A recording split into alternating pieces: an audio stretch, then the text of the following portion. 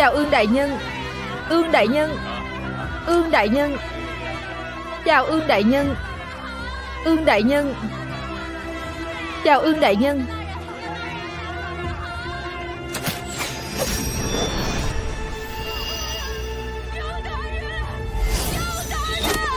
Có thích khách.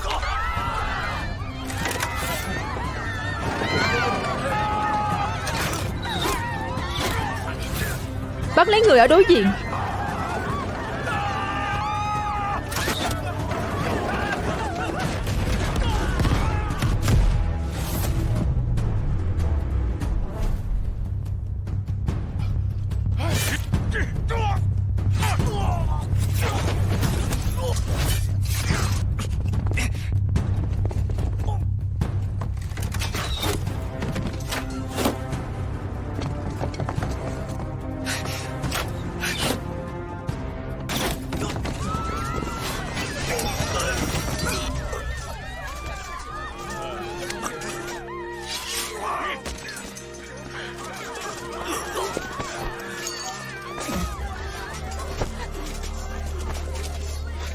Có kẻ hất tay trên.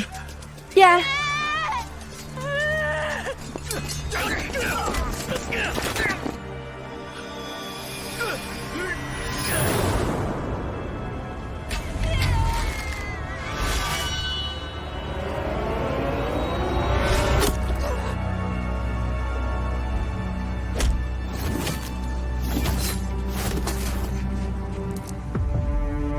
Đi mau.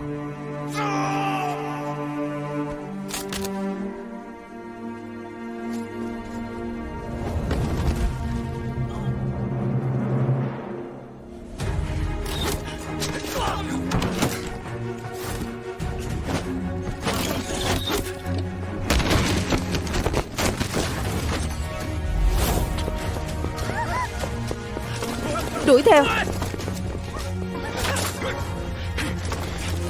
Chia nhau ra, mau đuổi theo.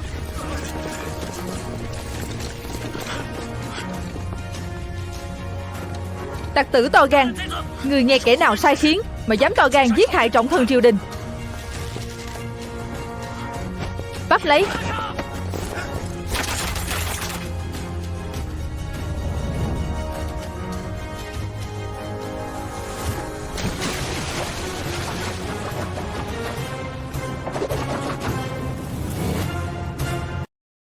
Ba năm sau, Bắc Kỳ. Phủ tướng quân.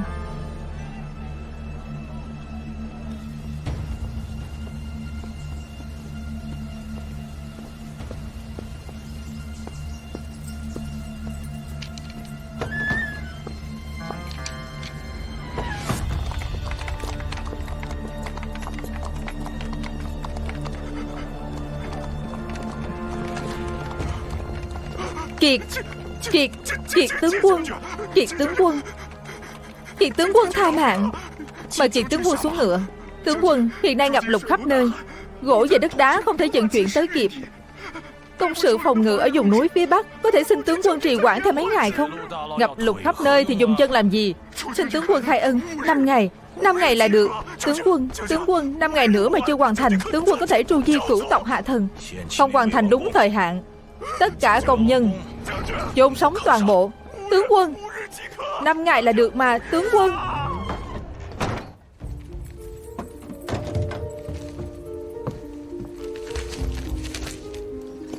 Đường dây mật thám của các nước khác ở Bắc Kỳ ta điều tra đến đâu rồi? Đang âm thầm điều tra. Khi chưa thể chắc chắn sẽ tóm gọn được bọn chúng, thuộc hạ cho rằng vẫn không thể manh động. Giờ đây, tuy thực lực Bắc Kỳ ta hùng mạnh, nhưng dù sao mật thám các nước cũng là tai họa ngầm. Cẩn thận một chút. Còn nữa, lúc cần thiết không cần bẩm báo với ta, cứ thẳng tay hành động. Dạ. Những đan dược mà đám đan sư đó mới luyện có hiệu quả thế nào? Đã tìm người thử đan rồi, ngày mai là có kết quả. Được rồi. Những phương pháp luyện đan mà Phong luyện ở trong cung trước đây, nay đều đã nằm trong tay ta. Tuy công hiệu không bằng Trường Sinh đan và Tẩy Tủy đan, nhưng cuối cùng cũng không cần để tên sống dài kia dắt mũi nữa rồi. Đợi chúng ta thử từng cách một, nhất định sẽ có thu hoạch. Chỉ là chuyện chúng ta lén luyện đan Nếu bị Dương Thượng biết được, chúng ta sẽ ăn nói thế nào? Ông ta chẳng qua chỉ là bù nhìn. Dù ta có luyện đan trước mặt ông ta thì ông ta cũng làm gì được ta.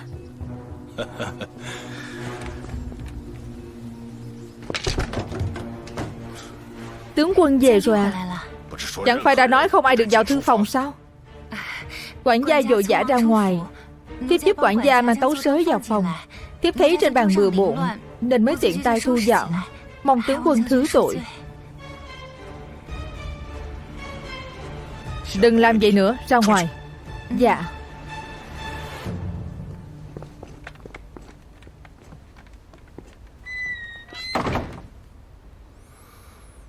Dạo này tình hình của lão hồ ly bên Lăng An thế nào?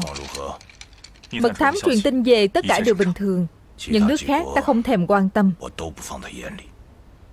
Nhưng duy nhất Lăng An này, Lăng An như một con sói, lộ ra răng nanh là sẽ cắn người.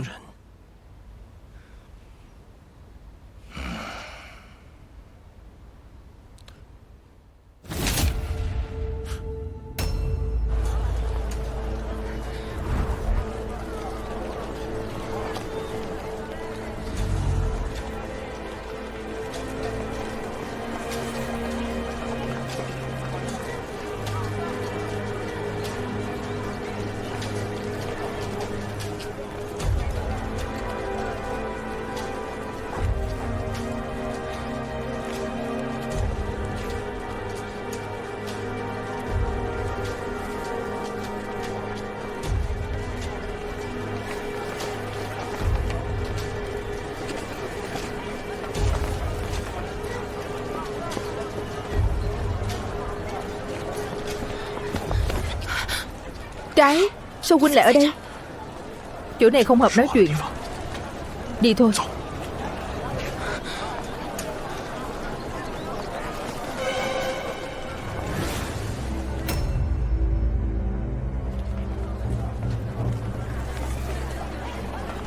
Thứ này tìm được trong tủ bí mật của Kiệt, không biết có chứa bí mật gì. Huynh mau tới Thanh Dân quán giao nói cho Kha, xem có thể tìm ra thư tai đang ở đâu không. Nhớ kỹ, rượu trong Thanh Dân quán, qua ở nước Lăng An.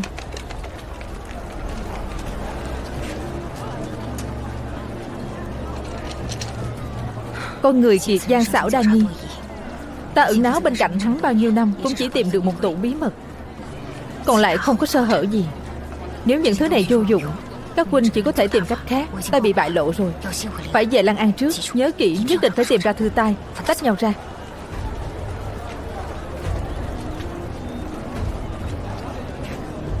Giết người rồi, giết người rồi. Mau chạy đi, mau chạy đi, mau chạy đi, giết người rồi.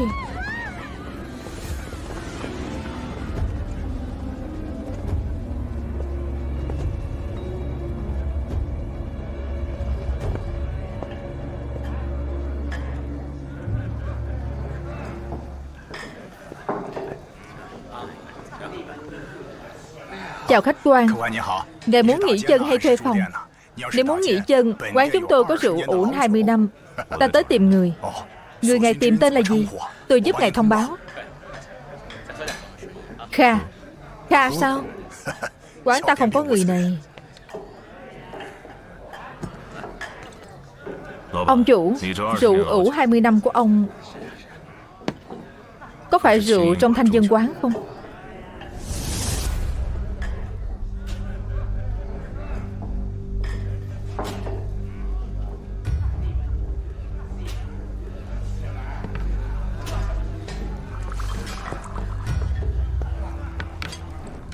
Khách quan, gọi món gì vậy?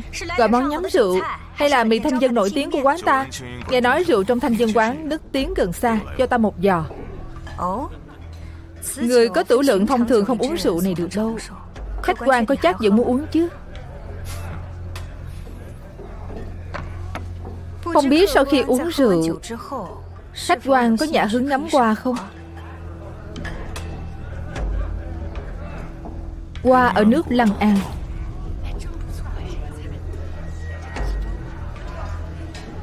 Ly đâu? Cô ấy bị bại lộ rồi. Điều tra kỹ từng người cho ta. Tướng quân bắt nghi phạm nào vậy? Người tới quán toàn là khách quen. Cút ra. Sao tướng quân lại làm lớn chuyện như vậy? Trên lầu 2 đã chuẩn bị đồ nhắm, hay là ngài lên nghỉ ngơi?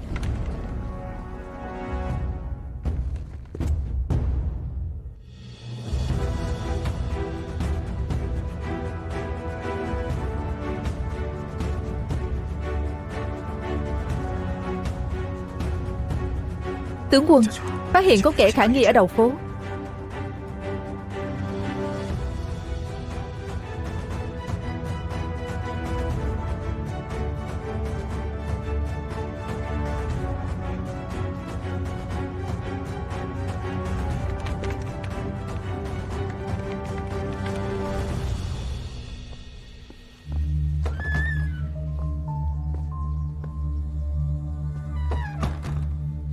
Đây là thứ Ly tìm được trong tủ bí mật của Kiệt. Phi bát thạch chuyển cửu đan.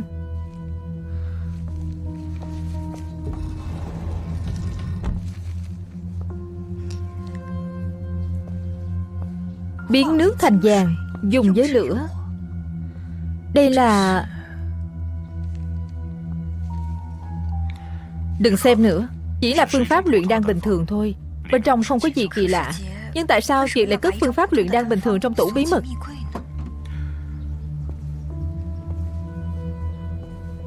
Ly nói bản tính hắn gian xảo. E là Kiệt đã phát hiện ra trong phủ có mật thám từ lâu, nên cố tình để một thứ không quan trọng nhằm dụ người tới trộm. Trước khi Ly chết, còn nói gì nữa không? Ta bị bại lộ rồi, phải về Lăng An trước. Nhớ kỹ, nhất định phải tìm ra Thư Tai. Cô ấy nói muốn về Lăng An.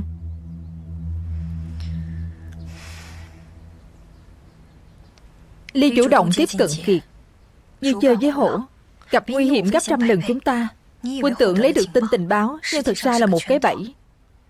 Nếu chúng ta không lấy được Thư Tai, một khi bất kỳ giấy binh, dù thắng hay thua, đều sẽ khiến càng nhiều bách tính vô tội ở Lăng An chết dưới đao kiếm. Ta tới đây chính là để kết thúc tất cả chuyện này. Bắc Kỳ đã ngấm ngầm tập kết đại quân. Lăng An ta đang phải đối mặt với đại họa ngay trước mắt.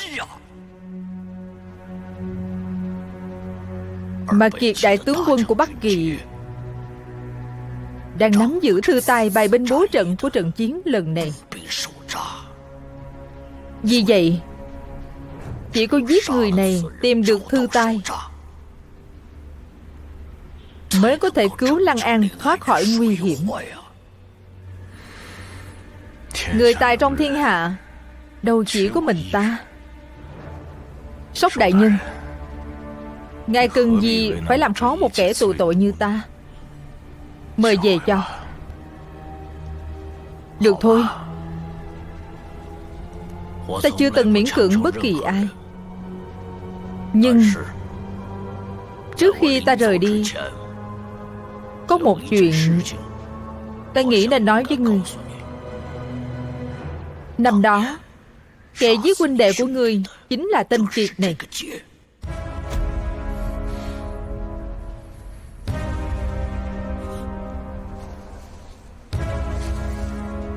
Nếu ngươi đổi ý thì có thể rời khỏi đây bất cứ lúc nào, tới thủ phủ Bắc Kỳ tìm Ly. Cô ta sẽ cho ngươi biết nhiều thông tin hơn.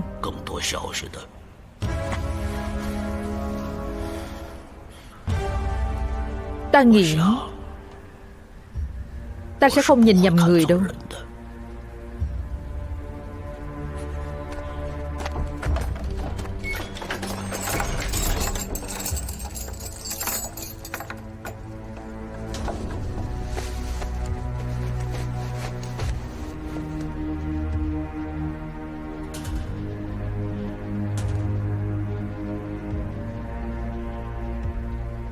Giết Kiệt sao? Không được, tuyệt đối không được. Tại sao? Địa vị của Kiệt ở Bắc Kỳ rất cao, còn cao hơn Bắc Kỳ Dương nhiều. Giết Kiệt vô cùng khó khăn. Cho dù may mắn giết được, chúng ta cũng hết hy vọng lấy được Thư Tai. Chỉ cần Thư Tai là sẽ có tướng quân mới lên nhậm chức. Cục diện nguy hiểm ở Lăng An vẫn không giải quyết được.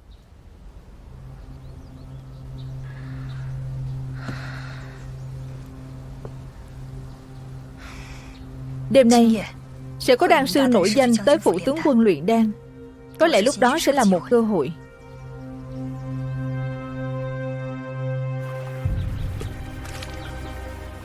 Buổi tối cái sẽ tới phủ tướng quân. Ngươi cũng tới đó đi. Nước trong thì không có cá.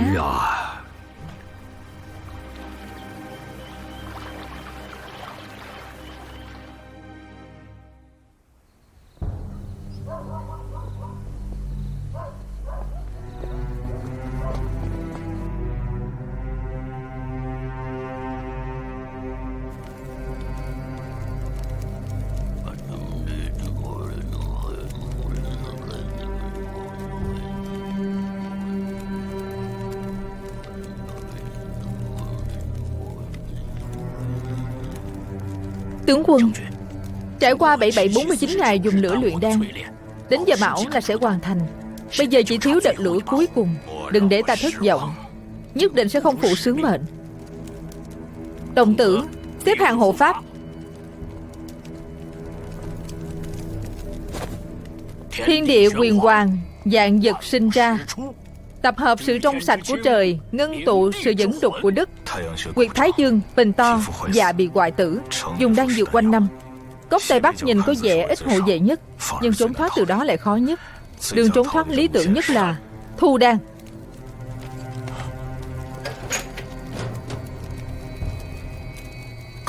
Chúc mừng tướng quân, thần đan đã luyện thành. Nhờ đất lành của tướng quân, thần đan đã luyện thành. Sau khi dùng đan có thể khiến thể lực tăng mạnh, lửa nước không tới gần, bách độc bất xâm, dũng mãnh hơn người.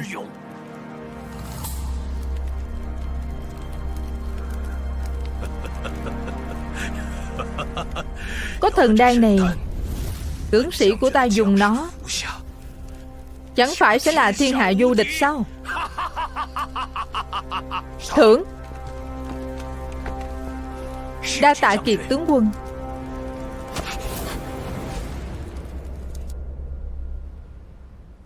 Huynh hành động lỗ mãn như vậy, một khi mục đích và hành tung của chúng ta bị bại lộ, Huynh có biết chúng ta sẽ phải đối mặt với điều gì không? Ta tới đây chỉ để giết Kiệt. Huynh nói vậy là ý gì? Để báo thù cho huynh đệ ta. Thư tai bài binh bố trận gì đó không liên quan đến ta. Thư tai này liên quan đến tồn vong của Lăng An ta. Sao lại không liên quan đến huynh? Ta là kẻ có tội, không lo được nhiều như vậy. Trước nay chỉ biết cái đại thích khách của Lăng An, anh dụng cái thế. Không ngờ hôm nay gặp mặt lại kém cỏi nhục chí như vậy.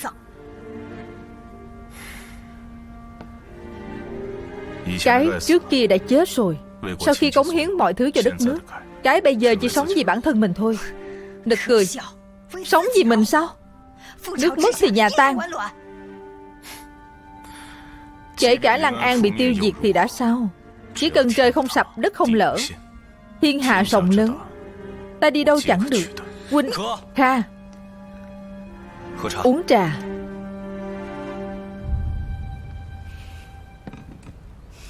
Huynh cho rằng ta không muốn báo thù cho huynh đệ sao? Ta ẩn nấp bao năm qua, có cơ hội đến gần Kiệt trong gang tấc. Sao lại không muốn một mũi tên giết chết hắn chứ? Nhưng ta không thể làm vậy, vì Kiệt mới là vua thực sự của Bắc Kỳ. Trước khi lấy được thư tai, giết hắn chỉ phản tác dụng mà thôi.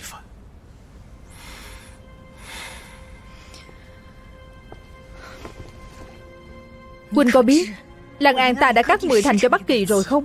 Nhưng bọn chúng vẫn không chịu để yên. Lăng An ta đang trong tình thế vô cùng nguy hiểm. Nếu ân oán cá nhân của huynh khiến kế hoạch hoàn toàn thất bại, thì trách nhiệm này huynh có gánh vác nổi không? Chết là xong. Giết được Kiệt thì đã sao? Tư và Tề có sống lại được không? Ít nhất ta không cần sống khổ sở thế này. Giết Kiệt, chưa kể hắn võ công cao cường, lại uống đan dược quanh năm, có thể từ lâu đã khác người thường. Trong phủ của hắn, cao thủ như mây ngày đêm canh gác. Huynh tưởng giết Kiệt đơn giản vậy sao? Nhiệm vụ lần này khó khăn vô cùng, nhưng huynh đã tới, tỷ lệ thành công của chúng ta tăng lên không ít. Ta hứa với huynh, sau khi lấy được thư tai, ta sẽ cùng huynh lấy mạng Kiệt.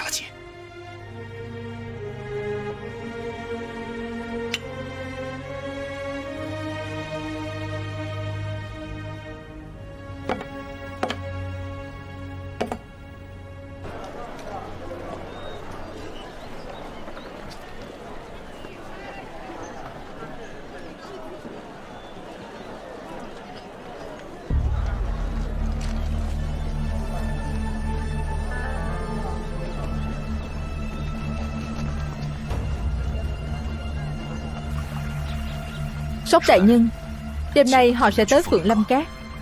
Được, biết làm thế nào rồi chứ? Thuộc hạ đã hiểu.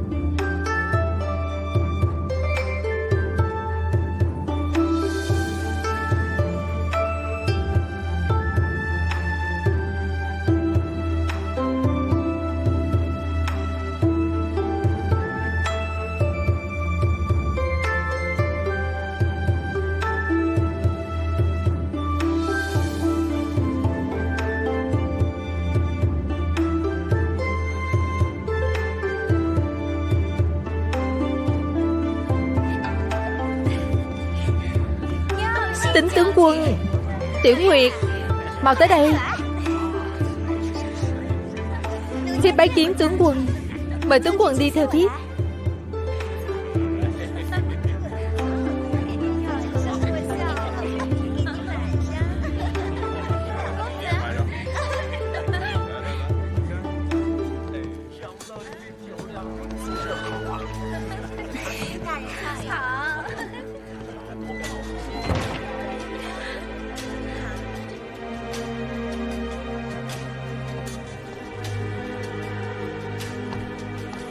Tiểu Nguyệt, Tiểu Nguyệt, làm gì vậy?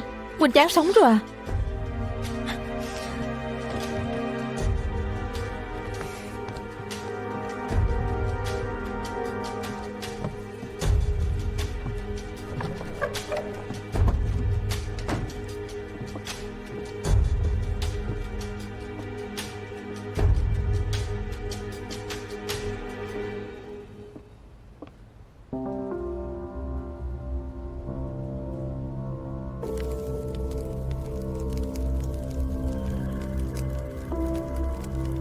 Lão già, mấy năm nay ở trong này mùi vị thế nào? Có ăn có ở, có người hầu hạ, gió không tới mặt, mưa không tới đầu, tự do tự tại. Lão già sống dai như đĩa này. Xem ra bạn tướng quân để ông sống tự tại quá rồi. Lão già này xương cốt không còn tốt nữa, không thể quỳ xuống cảm tạ tướng quân được. Giờ đây ta có 2 mật tịch ghi phương pháp luyện đan. Mật tịch còn lại ta tự khắc sẽ tìm. Ông chỉ cần mở miệng nói cho ta biết lò thần ở đâu. Trên đời này ông muốn thứ gì ta đều cho ông hết. Lão già này là người sắp xuống lỗ rồi. Chỉ hối hận 2 chuyện. Thứ nhất, năm đó nhát chết nên viết phương pháp luyện đan cho kẻ lang sói như người. Thứ hai, lò thần mà ta đốt, ta hận không thể nhảy vào trong đó mà tự thiêu chết mình. Muốn có lò thần thì móc tim của ta ra, Mà tự xem đi. Ông tưởng ta thật sự không dám chém ông sao? Nếu Kiệt tướng quân nỡ chém chết lão già này thì lão già này còn sống được đến giờ sao? Lão già, ông xem. Ông thấy viên đan này thế nào?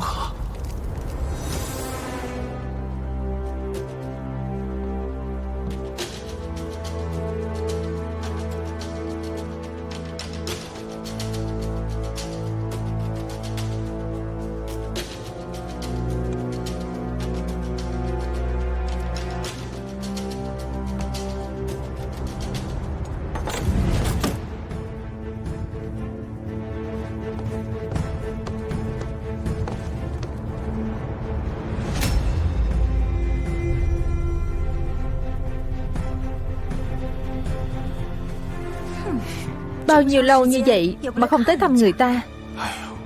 Chẳng phải do ta có việc sao? Để tướng quân nhìn thấy hai ta đều phải chết đó. Đừng vội, đợi ngài ấy rời đi, ta sẽ hầu hạ huynh tử tế.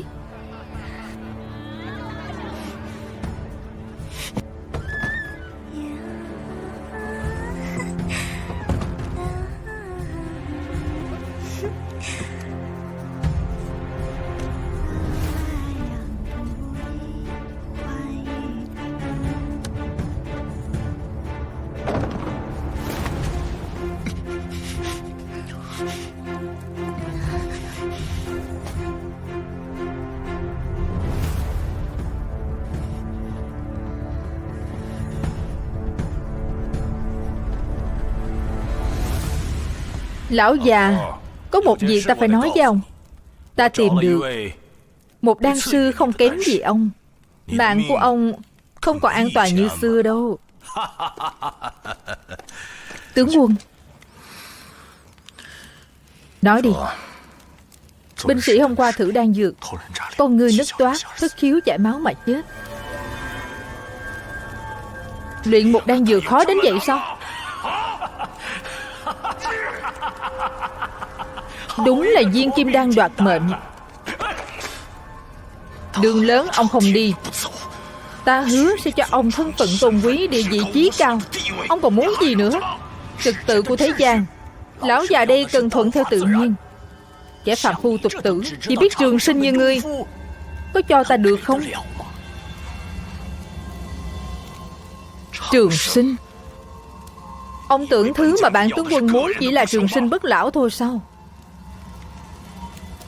Ta đã vì Bắc Kỳ mà lập nên nhiều chiến công hiển hách, mở rộng lãnh thổ. Ngôi vua của Bắc Kỳ phải dành cho người có năng lực. Nếu không làm được vua của Bắc Kỳ thì ta sẽ làm chủ thiên hạ này vĩnh viễn. Đợi đến lúc đó, ta sẽ lo cho cuộc sống của muôn dân. Đây chẳng phải là phúc của thiên hạ sao? Nếu trái tim của Kiệt tướng quân đã rộng lớn như vậy, vậy lão già đây sẽ khuyên ngươi một câu. Ngươi hãy đi tìm khắp núi non sông nước. Nói không chừng ngày nào đó lòng thành của Kiệt tướng quân sẽ làm cảm động trời xanh. Lò thần sẽ tự bay đến trước mặt Kiệt tướng quân thôi. Được, lão già, ta sẽ để ông chết dần chết mòn trong mật thất này, vĩnh viễn không thấy được ánh mặt trời. Tướng quân, có người hẹn ta tới chỗ này, ta đi một chuyến.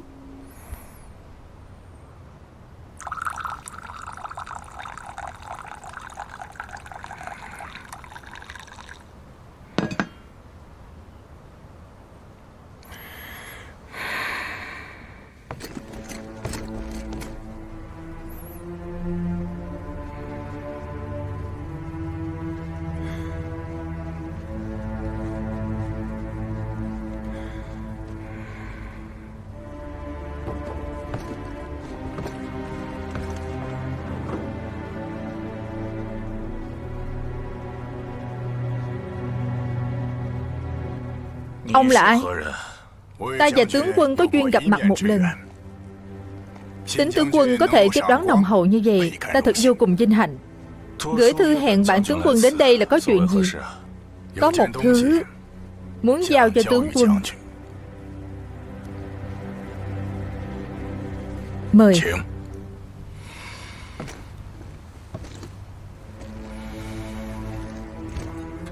Thứ gì? Tướng quân đừng vội. Ta đã dám mời ngài đến đây thì tất nhiên sẽ làm ngài hài lòng. Nhưng ta có một điều kiện. Đối với tướng quân mà nói chỉ là một việc nhỏ thôi. Ông có điều kiện gì? Hy vọng tướng quân giúp ta tìm một người. Tìm người sao? Vậy phải xem món đồ của ông có đáng giá hay không. Nhưng ta đang thắc mắc,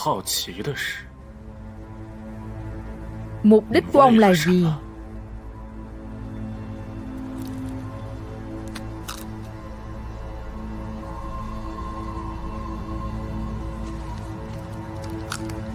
Ở trong bóng tối lâu rồi, muốn ra ngoài ngắm nhìn ánh sáng một chút.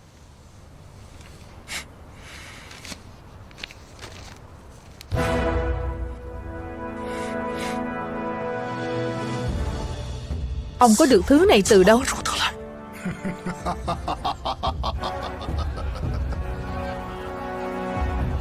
Chuyện còn lại cứ giao cho ta.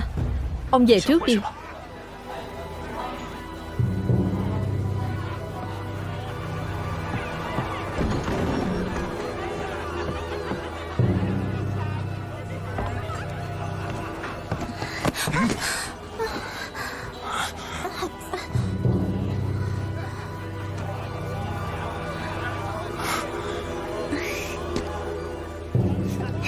Cô nương, như vậy vẫn chưa thỏa mãn sao? Hay là hai chúng ta không sai không về đi?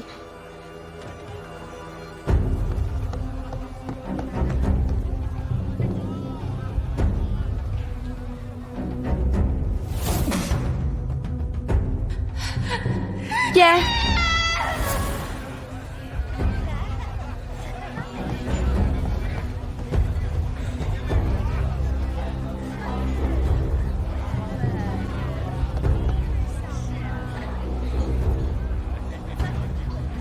Người này có thể làm việc cho chúng ta. Không được. Tuy nghĩa phụ không phải do chính tay hắn giết, nhưng hắn cũng khó tránh khỏi liên quan. Chúng ta không cần mượn tay người khác để báo thù. Quỳnh biết bản lĩnh của Kiệt mà. 3 năm rồi, chúng ta không thể làm gì được hắn. Ta giờ Quỳnh có thể giết được hắn không?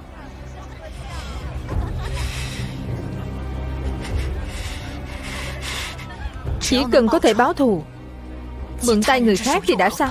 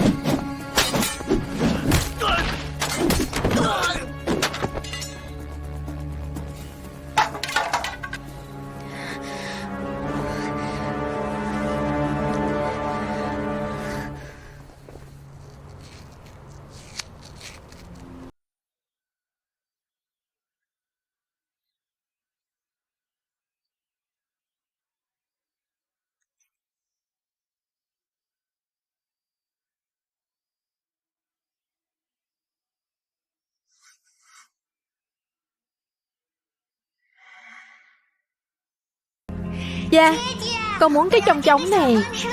Cha nhìn đi. Được, cha mua cho con ha. Đây, chọn một cái đi. Cái này được không? Cha tốt thật đó. Ngoan lắm.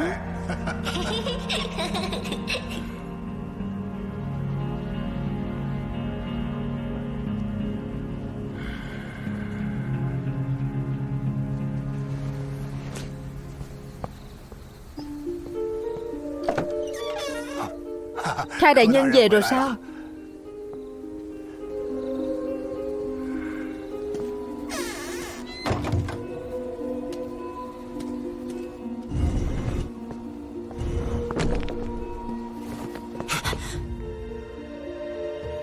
Huynh có ý gì? Câu này phải là ta hỏi cô mới đúng. Bọn ta liều mạng vì Lan An, còn cô lại phản bội Lan An. Ta không có phản bội.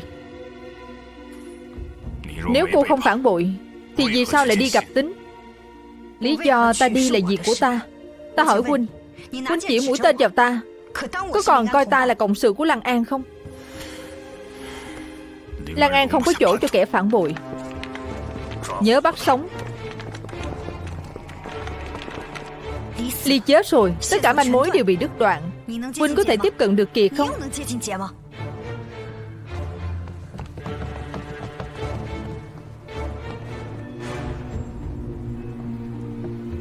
Chúng ta không còn thời gian nữa, có lẽ bị bại lộ rồi. Đi, đến tiệm cầm đồ.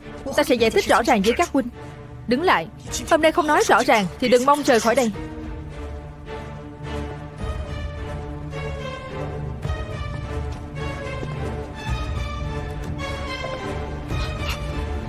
Chưa gì đã đuổi đến đây rồi.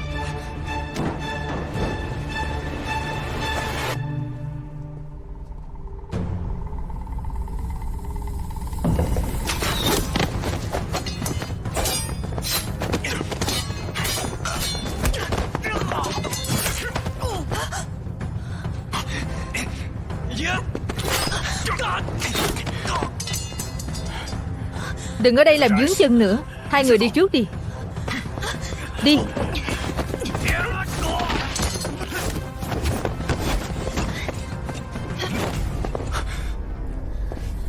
Xông lên đi.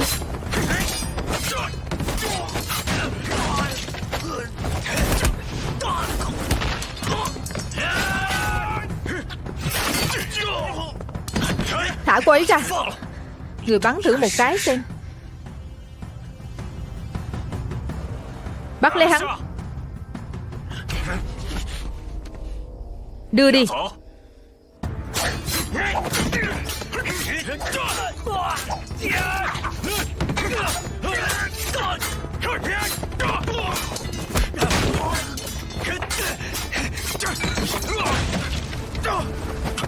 Giờ mới xuống à?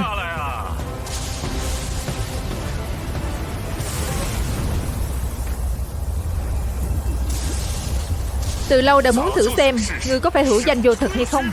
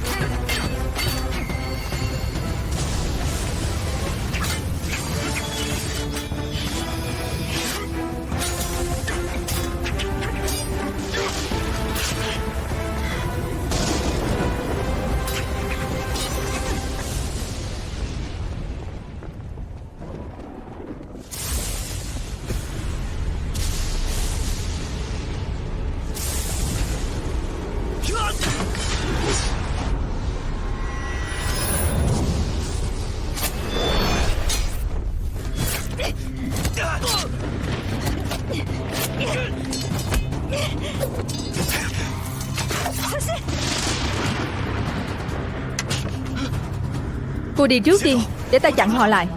Huynh cẩn thận đó.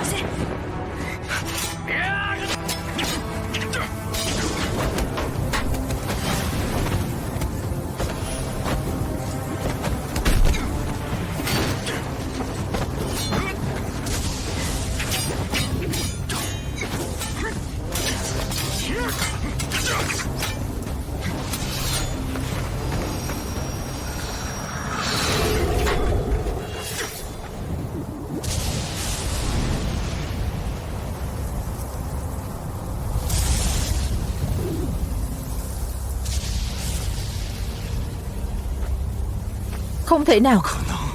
Vì sao ngươi không dùng đến vũ khí mà vẫn làm gãy được kiếm quyền triết của ta? Đến đây đi, cho ta mở rộng tầm mắt thêm đi.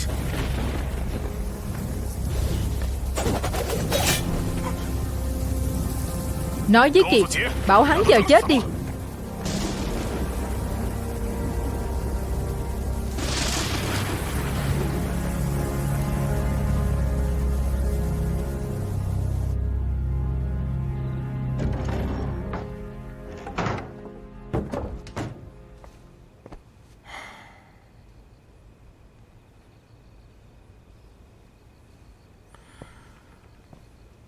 Anh đâu? Huynh ấy đi đánh lạc hướng binh lính. Huynh không sao chứ? Để ta băng bó giúp Huynh. Vì sao hôm nay cô lại đến Phượng Thê Cát? Có phải công tử hay đến Phượng Thê Cát bọn ta không? Sao trước đây chưa từng gặp nàng? Tiểu nữ vừa mới vào đây, nếu tiếp đãi không được chu đáo, mong công tử lượng thứ. Nè, công tử, uống thêm một ly đi.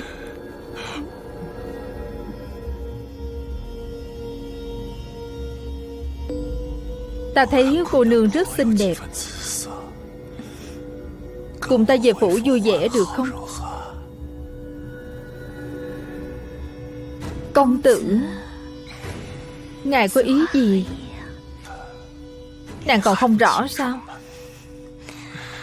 Công tử anh dũng phi phàm, tiểu nữ đâu xứng với công tử chứ.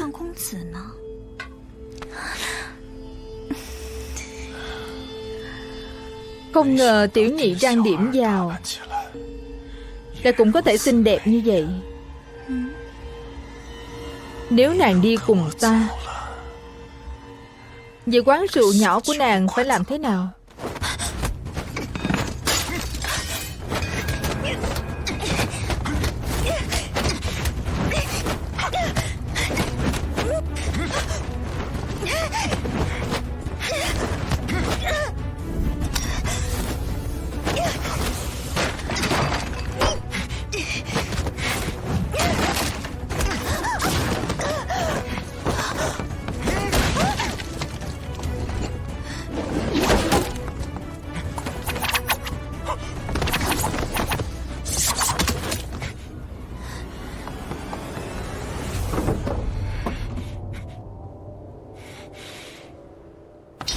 Kiệt võ công cao cường, phủ tướng quân lại vô cùng nghiêm ngặt. Ta chỉ có thể bắt tay từ tính phó tướng của hắn để lấy được mật báo. Tối nay hắn ta sẽ đến Phượng Thê Cát. Hôm nay trong quán rượu thiếu một người.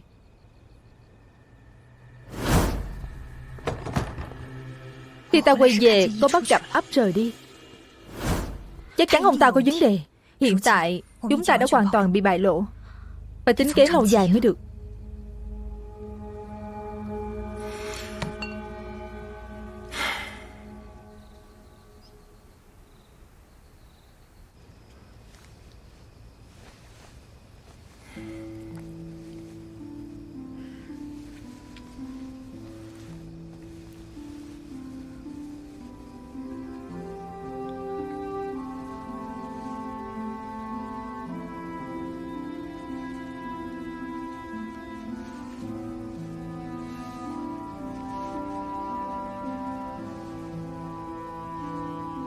Mũi tên này là...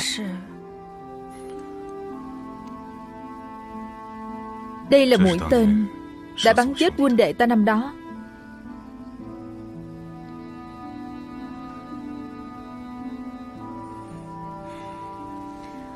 Hồi nhỏ, cha mẹ ta chết trong loạn lạc. Lúc đó ta cũng bất chấp tất cả, một lòng muốn báo thù. Cho đến sau này ta mới hiểu, báo thù chỉ có thể giải quyết được đau khổ trong lòng ta, còn ngăn chặn loạn lạc mới có thể giúp cho nhiều người không phải chịu nỗi khổ như vậy nữa. Chỉ dựa vào một mình cô có thể thay đổi được bao nhiêu?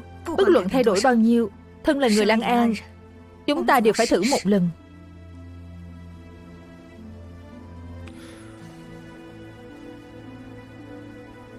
Sao ta lại không muốn cứu Lăng An chứ?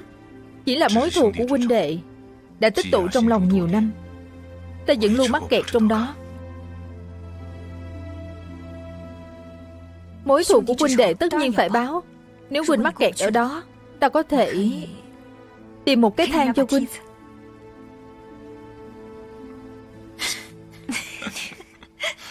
Đúng rồi đó, cười nhiều một chút. Làm gì mà lúc nào cũng lạnh lùng vậy chứ?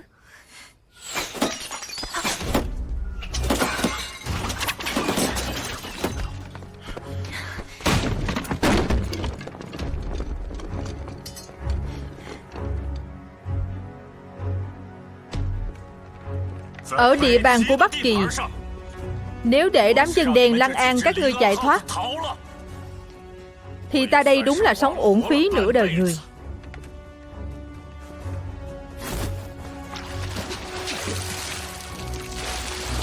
Đây là dầu.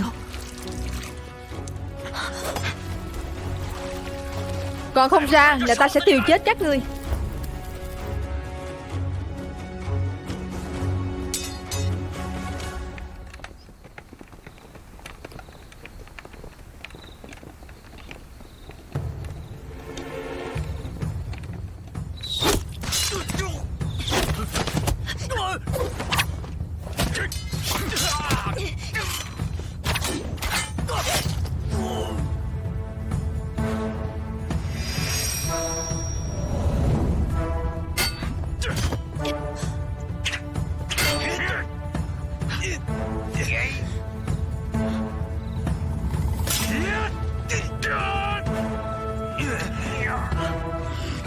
Nếu muốn cứu cô ta, đêm mai hãy đến tế đàn ngoài thành.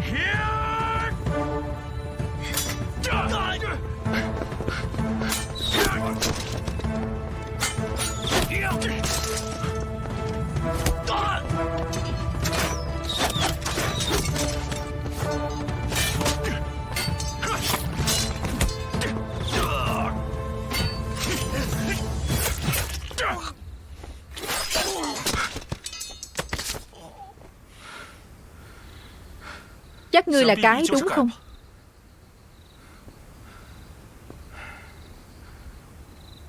Ngươi là ai? Ta là ai không quan trọng. Quan trọng là Kiệt mới là kẻ thù chung của ta và ngươi. Ta và ngươi đều là người thông minh, chắc sẽ hiểu được. Chỉ có ta và ngươi bắt tay với nhau mới là lựa chọn sáng suốt nhất. Ngươi dãy dây giúp ta, ta phải cảm ơn ngươi. Còn bắt tay với nhau thì không cần đâu. Ngươi bị người ta lừa rồi, chính mình bị lừa mà còn không biết. Giết Kiệt chỉ là bước đầu của họ. Như vậy đi, ta đưa ngươi đến một nơi. Đến đó rồi, muốn làm thế nào, ngươi tự mình lựa chọn.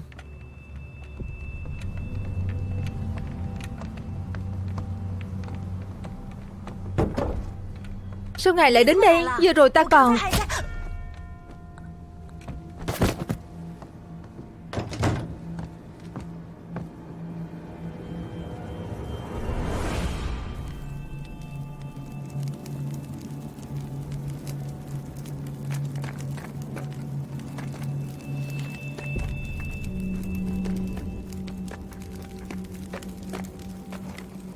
Đừng nhìn nữa. Ngoài lão già đây thì không còn ai khác đâu. Phong đạo trưởng, ta là con gái của Ương. Ta có một việc muốn hỏi ông. Phương pháp luyện đan này là do đạo trưởng viết ra sao?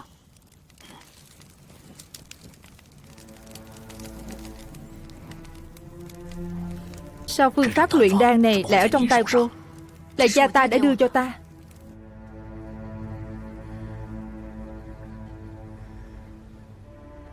Cha tìm con sao? Ngồi đi.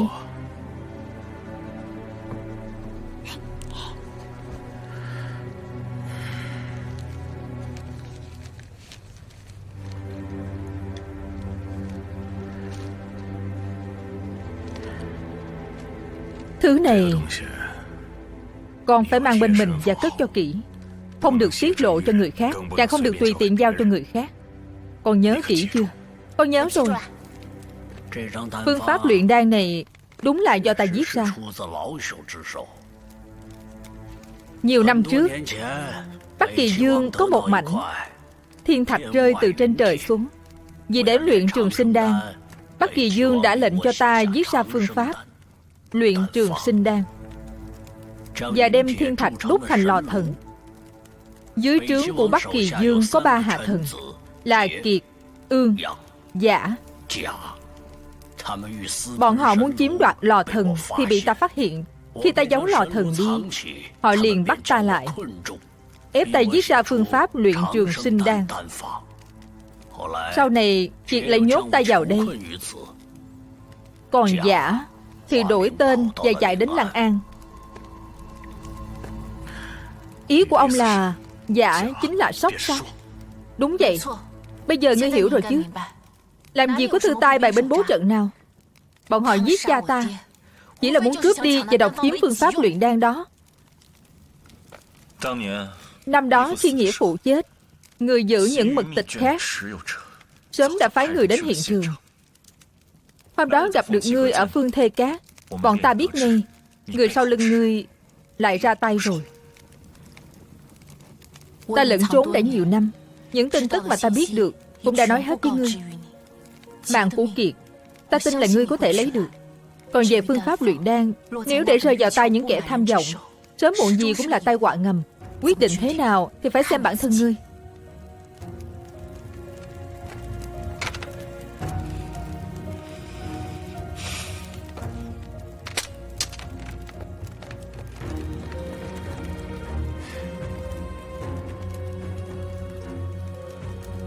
Bao nhiêu năm qua vất vả cho huynh rồi.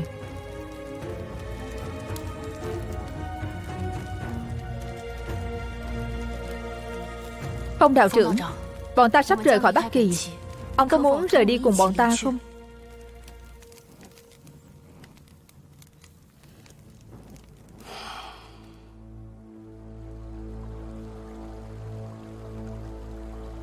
Sóc đại nhân, mọi chuyện thế nào rồi? Kha bị bắt đi rồi. Bọn họ nói nếu muốn cứu Kha, đêm nay hãy đến tế đàn ngoài thành. Điều tra được món đồ đó chưa? Đêm qua đã biết được chỉ có một gian mật thất dưới Phượng Thê Cát. Thuộc hạ sẽ đi điều tra rõ ràng. Phải nhớ kỹ, giết Kiệt là thứ yếu, nhưng nhất định phải lấy được thứ đó. Thuộc hạ đã rõ.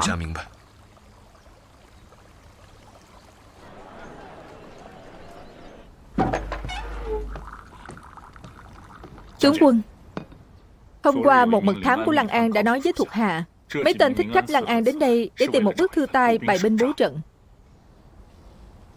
Thư tay bày binh bố trận. Ngoài ra, mật thám báo cáo giả đã đến thủ phủ và đã gặp thích khách của Lăng An. Chuyện này có thật không? Vô cùng chính xác. Hôm qua giải vào thành, người của chúng ta đã bám theo cả ngày. Giả thư tay. Lão hồ ly này vẫn tính kế tỉ mỉ như vậy. Bây giờ 2 cuốn mật tịch đều ở trong tay ta, còn ông ta chỉ có 1 cuốn. Bản tướng quân còn chưa động đến ông ta, vậy mà ông ta lại vội vàng ra tay. Hôm qua thuộc hạ đã nói với đám giặc đó, nếu muốn cứu nữ tử kia, đêm nay hãy đến tế đàn ngoài trời. Bây giờ thuộc hạ đi sắp xếp, đến lúc đó tóm gọn bọn chúng. Được. Ngươi đi tung tin, nói bản tướng quân đến lúc đó sẽ đích thân giết chết đám dân đen Lăng An trà trộn vào nước ta. Bao nhiêu năm như vậy cũng nên gặp lại đám bằng hữu cũ rồi. Tuân lệnh. Tướng quân, xin đừng trách thuộc hạ nhiều lời. Hay là ngài cất mật tịch vào phòng luyện đan đi. Không cần. Ông ta cho rằng chỉ dựa vào những thủ đoạn tầm thường của ông ta là có thể cướp đi mật tịch của ta sao? Bản tướng quân không dễ bị lừa vậy đâu. Dạ, thuộc hạ xin cáo lui.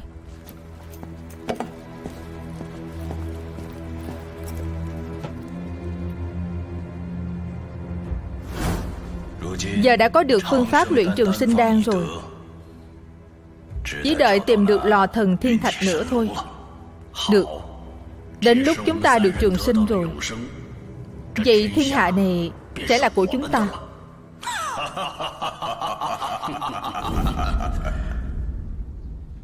Hôm nay ta muốn tặng ngươi một món quà. Đưa đến đi.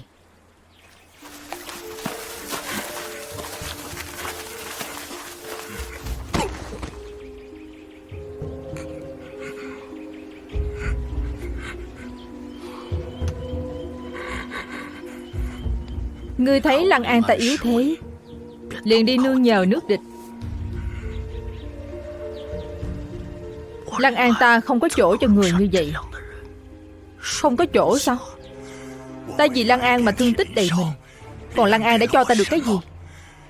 Khi kẻ địch báo thù, giết thê tử của ta, bắt cóc con trai ta, Lăng An có từng giúp ta không?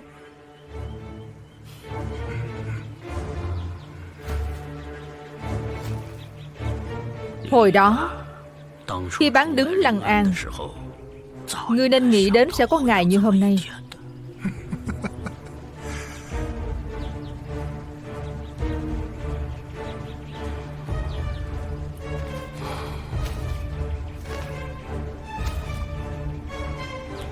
Ngươi xử lý đi.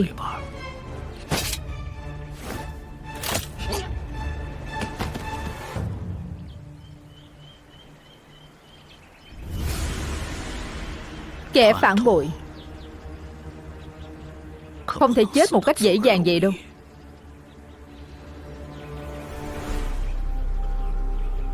Ông ta không xứng được nhận thêm mũi tên thứ hai của ta.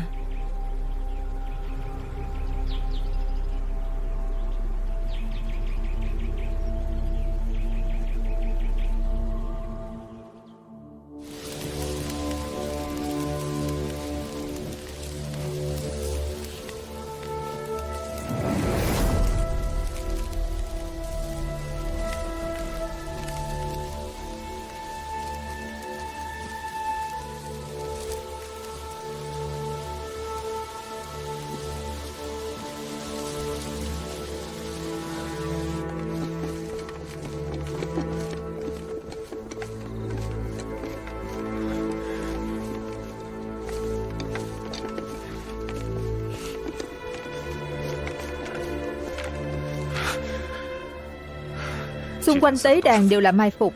Chị cũng ở trong đó, đừng kích động. Nếu không sẽ một đi không trở lại. Kha nói đúng.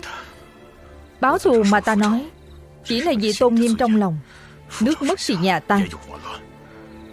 Suy cho cùng, ta vẫn là người Lăng An. Con người phải luôn biết rõ vì sao mình lại sống. Huynh đang cược mạng sống của mình đó. Đã có quá nhiều người hy sinh tính mạng vì sự tồn vong của Lăng An. Ta có lý do gì để tiếp tục trốn tránh chứ? Huynh nghĩ Huynh rất anh hùng sao? Huynh như vậy gọi là lỗ mãn. Chúng ta nhất định phải tính kế lâu dài, lấy nhiệm vụ làm trọng. Nhiệm vụ sao? Chúng ta đều bị lừa rồi. Sóc phái ta tới đây đâu phải vì thư tai bày binh bố trận gì, chỉ là vì phương pháp luyện trường sinh đan mà thôi.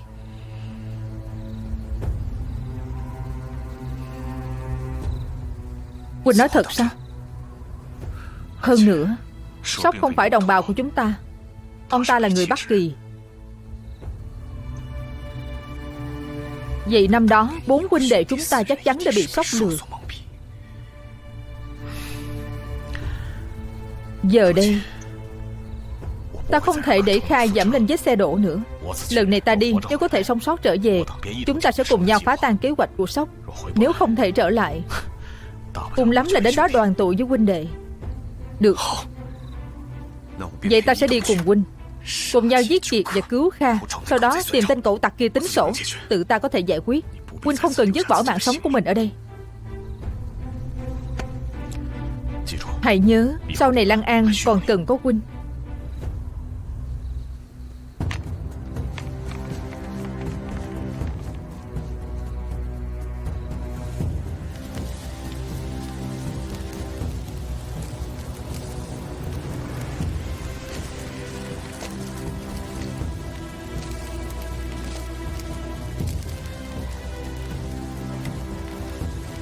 Huynh đi đi, mặc kệ ta.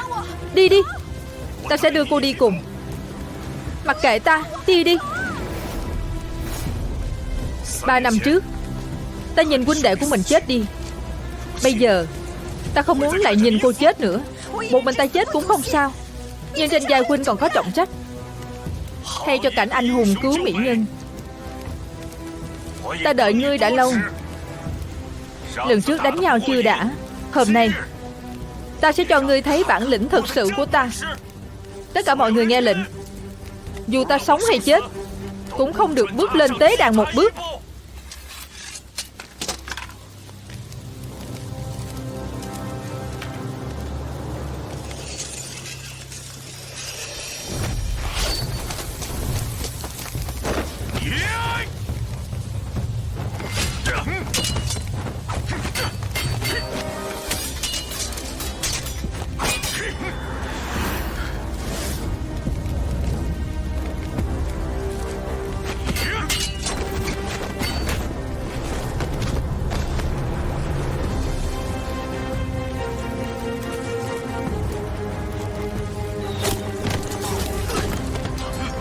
Trong rừng cây.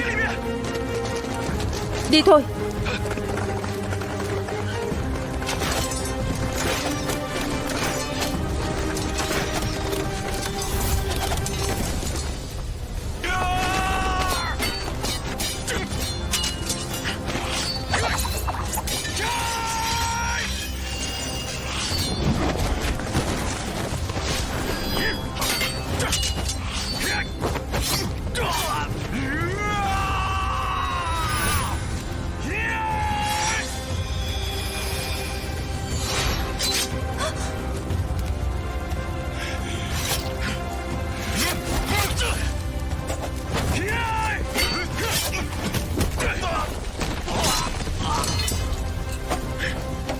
Cẩn thận.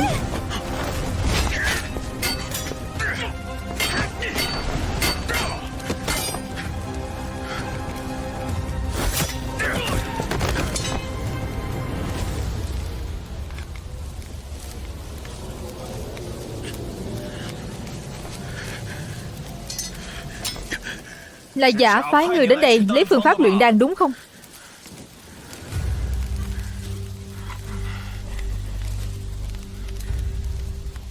Người thả cô ấy ra trước. Thả cô ta ra cũng được. Đi lấy phương pháp luyện đan trong tay giả đến đây. Như vậy các ngươi sẽ giữ được tính mạng. Không chỉ vậy, bản tướng quân sẽ cho ngươi một đời vinh hoa phú quý. Ông đã nói tất cả với ta rồi. Lúc này ông ta đang ở trong tay ta. Bất ngờ thật đó. Không ngờ lại tìm được Phong. Ngươi cho rằng ta sẽ quan tâm đến sống chết của ông ta sao? Năm đó, thứ người lấy được chỉ là phương pháp luyện đan giả. Trước khi Ương chết, sớm đã đánh tráo phương pháp luyện đan đó rồi.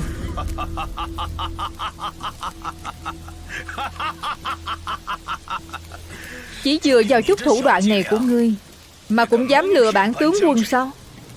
Vậy chắc chắn là ngươi đã lấy được phương pháp luyện đan.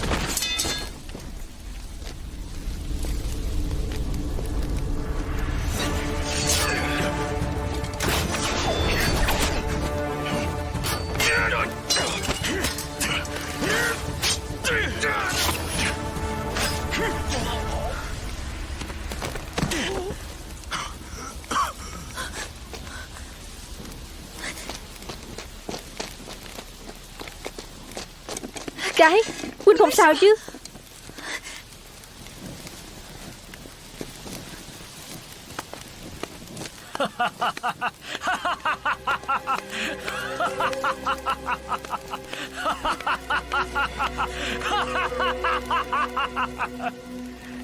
Cái à, chắc ngươi cũng nhìn ra được.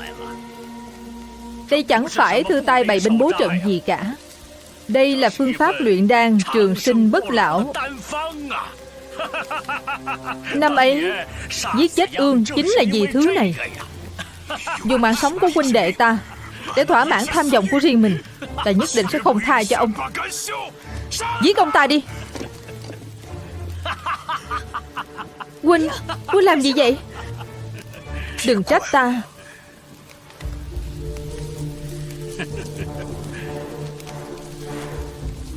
Bao nhiêu năm như vậy, không ngờ ngươi vẫn còn giữ thói quen cũ. Kiệt, ngươi dũng mãnh thiện chiến, còn Ương lại giàu có nhất dùng. Nhưng như vậy thì đã sao? Cuối cùng nó vẫn rơi vào tay ta đó thôi. Tiểu nhân bỉ ổi. Con người đó mà. Có người sinh ra là để lợi dụng người khác, có người sinh ra là để bị người khác lợi dụng. Đó chính là số phận.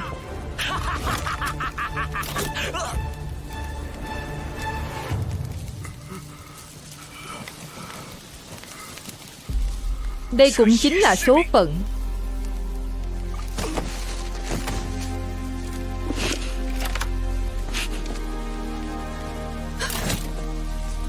Ta không muốn giết huynh.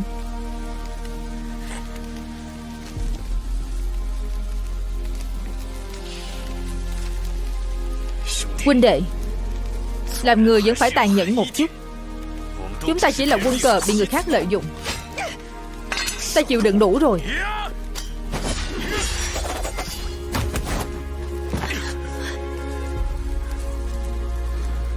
Hắn ẩn náu bên cạnh chúng ta lâu như vậy, bây giờ thả hổ về rừng rồi. Tiếp theo chúng ta nên làm thế nào đây? Nếu đã thả hổ về rừng, vậy chúng ta sẽ đuổi theo hổ đến cùng.